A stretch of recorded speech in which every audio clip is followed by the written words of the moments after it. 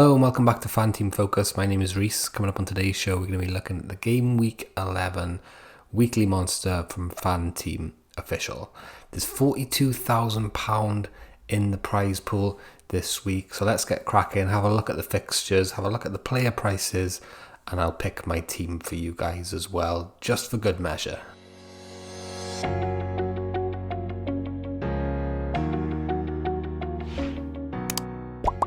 So here's the tournament details then. Starts at 3 o'clock on the 6th of November, ends at 6:30 on the 7th of November. £42,000 in the prize pot. If you haven't signed up for Fanteam, link in the video description.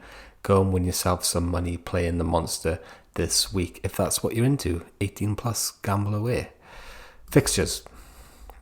So the 3 o'clock fixtures, and always remember you can check in on the team sheets before the deadline for the monster. So always very important at 2 o'clock to be checking your monster teams for these 3 games this week, where you will get the team sheets before you have to confirm your team.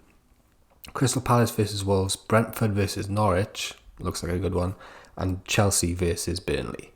Brighton versus Newcastle, also looking like a pretty decent one. Sunday, 2 o'clock, Arsenal against Watford. Could Arsenal go big? Well, Fanteam, judging by their prices, they think they're going to go big. Everton versus Spurs, what do we think about that one? Leeds against Leicester, and West Ham against Liverpool, the last game on the Sunday. Let's have a look at some of these player prices and see what Fanteam are thinking with their structure. So straight away we can see Romelu Lukaku priced as the most expensive player this week in Fanteam. They're playing against Burnley at home, so you can see obviously it's a good fixture. And if by any miraculous circumstances Romelu Lukaku gets back onto the pitch this weekend, well, Fanteam have covered themselves with a £14 million price tag. Then you got Mason Mount, who didn't play in midweek, wasn't fit enough for the bench either. Will he come back for this fixture? Well, the good thing is you're going to know, right, because that fixture is one of the 3 o'clocks. Then you got Werner and Havertz. Could be an interesting one. Kai Havertz against Burnley. Is that the kind of game though that Kai Havertz is going to do well in, do you think? Possibly not for me. Aubameyang there, very expensive at 13 million, but look how expensive Smith Rowe is at 12.8. I'd probably go for Aubameyang if I was to pick an Arsenal player, because there's not much difference in price between him, Smith Rowe and Saka, for example. You can see I picked Mohamed Salah in my team there. Spoilers, he's still a great pick against West Ham. Then you've got other Arsenal players, Chelsea players, Liverpool players filling up the first page. Over to the next page, it's a similar story with Rhys James coming up there at 11.4 million. So these Chelsea wing-backs are getting a bit of a heavy price tag. But then you've got people like Ivan Toney sneaking in there at 11.1 million. Brentford playing Norwich. It's a great fixture for them. You can see I'm backing Toney there with that big green tick next to his name. Players like Trossard against Newcastle coming in to the high price bracket as well. Brian Mbeumo also there, and you can see I've picked him in my team. So who has made it into my team then this week? Well, Sanchez, obviously. I love me a Brighton defender and a Brighton goalkeeper. So Sanchez makes it, right? 8.8 million. I think they're constantly underpriced in the monster every single week, to be honest with you, Brighton defence. So I've gone for it as well with Dunk there, 8.6 million. Because the Brighton fixture isn't a 3 o'clock kickoff, we're not going to know the team sheet. So I've gone for Dunk and Sanchez as the most kind of reliable starters in that team, if that makes sense. I know they're going to start. I'd love to go for someone like Lamptey, for example, who I think is going to get back in the team very, very soon. Or Solly March on the right wing.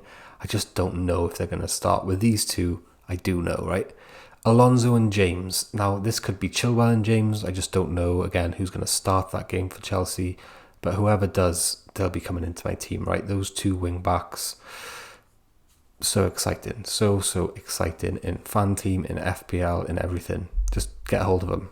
Then I got Richie as well, right? He's so creative for that Newcastle team, but they're just so bad, aren't they? My thinking there is that Brighton aren't the best attack in the world. They're very kind of mid-table when it comes to expected goals, for example. So if Newcastle were to pull off a clean sheet here, it wouldn't be a massive surprise. But with Richie as well, you do have that extra attacking creativity, right? So there's potential for attacking returns, although thinking about it, do I really want him to be returning against my two Brighton defenders? Possibly that's something to have a little think about now that I'm saying it out loud. I don't like the sound of it too much, but I'm sure I can find someone else at 5.2 million or around about there if I change my mind on that one. Or maybe I just bail on the Brighton defence altogether and keep Richie, because I could envisage Newcastle scoring in this one, like Callum Wilson, for example. It's a tricky one to keep your eye on. In midfield, I've gone for Salah, Rafinha, Sarr, and Mbeumo, okay? Even though Mbeumo is very expensive in this game this week, I've had a little look at the numbers, and him and Tony have the best kind of XG in that Brentford team, and they're coming up against Norwich, right, which have the worst expected goals conceded in the league. Well, it's close anyway between them and Newcastle. Newcastle might be slightly worse, actually, looking at the figures to my left here. Salah, you've got to pick him, haven't you? You've got to pick Salah. He's one of the best players in the world at the moment. Expected goals against West Ham come up on the top 6. But expected goals for, they actually come in the top 3 in the league with a figure of 18.03. So I've gone for Rafinha against Leicester as well. A great player against a Leicester team that aren't really pulling up any kind of trees defensively, right? Sarr, I think, can get at Arsenal. Arsenal's defensive numbers aren't good, although they have been good lately. Now they've got Gabriel and Partey back. But I do fancy Sarr to maybe get something in that game. Up front, we've got Tony and Antonio. Again, we spoke about Brentford against Norwich. Definitely a fixture worth targeting. And those West Ham numbers are decent, right? And Liverpool, okay, they may be top 4 or 5. And Liverpool, okay, they may be a top 4 or 5 defence in the league. But West Ham are a seriously good attack. And I can see Antonio at home getting a return against Liverpool. I don't think that's beyond the realms of possibility at all. And at 7.6 million this week, huge value, I think, in Antonio, but also players like Jared Bowen and Fornals and Ben Rama as well. So that's my team in terms of captaincy. Potentially that could go onto Rhys James. I captained him a couple of weeks ago in the official FPL game. Last week, he also delivered with 2 goals. I think they've got a huge chance. Well, the bookies have him at a 54% chance of a clean sheet this week against Burnley, which is the best of any team.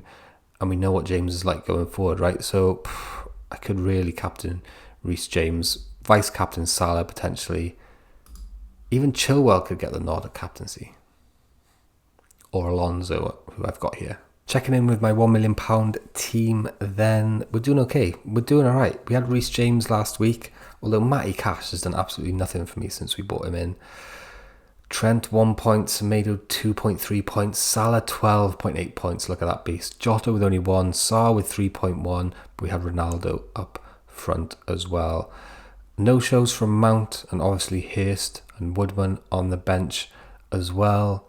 Listen, we're climbing the ranks a little bit slowly. We're not doing amazingly in terms of ranking. If I zoom in there, you might be able to see that. 10,290 out of 37,850. Huge jumps over the past couple of weeks with the Salah captaincy and owning Mason Mount as well. But these guys are heavily owned across the game. So I've got no illusions yet. I'm just going to try and keep making good decisions. This week, I'll just zoom back out there for you. I got some decisions to make, right? I made 2 transfers last week, so I've only got 1, I think, this week. Yeah, you can see there, 1 free transfer. Marcel left the team. Okay, Marcel's gone. He's gone now. So it's Trent, James, Cash. I don't like the look of Cash anymore. He was great. He was a great little looking player when I bought him in, but now I just hate that he's just stinking out my team. Cash and Semedo, yeah. Jota I don't mind having. Salah, Mount and Sarr I like. But I could potentially have to get rid of one of these players if they don't play, right? Jota and Mount, for example. Because I've only really got one playing bench player, because we don't know if Duffy's going to play and Allen is just like a 2-pointer, right? So I've got some decisions to make here.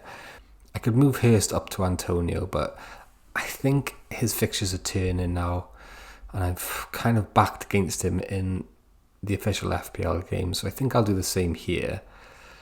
Although I can see him scoring against Liverpool. I could go anywhere basically with that spot, right? 9.3 million. If we sort by price here, these are the only players I can't afford for that spot. Could be interesting. There's no one really I fancy outside of Antonio for that striker spot. Adam Armstrong, for example, we don't know if he's going to start. Look at this one, right? We can upgrade Allen to Heung-min Son. That could be a move which we do this week. He's someone who's got great fixtures coming up. And I really like the look at Son, especially with Conte coming in now to the Spurs job. I think that will strengthen my team. There's no point having that money sitting in the bank. Cushions me against a Jota or a Mount benching. Can't see any problems with it as a move. I think it's good going forward. I'm going to have to think about it a little bit though, because this is the first time I've looked at my Fanteam team. But I do like the sound of that going forward. Interesting. Thank you very much for watching. Do hit the like button if you've enjoyed it. Hit subscribe if you're new. Plenty of Fanteam content coming out from us across the week. You'll have these videos regularly, as well as one stream per week. We're doing them on Thursday nights at the moment instead of the Saturdays. So do tune into those. Thanks for watching again. See you later.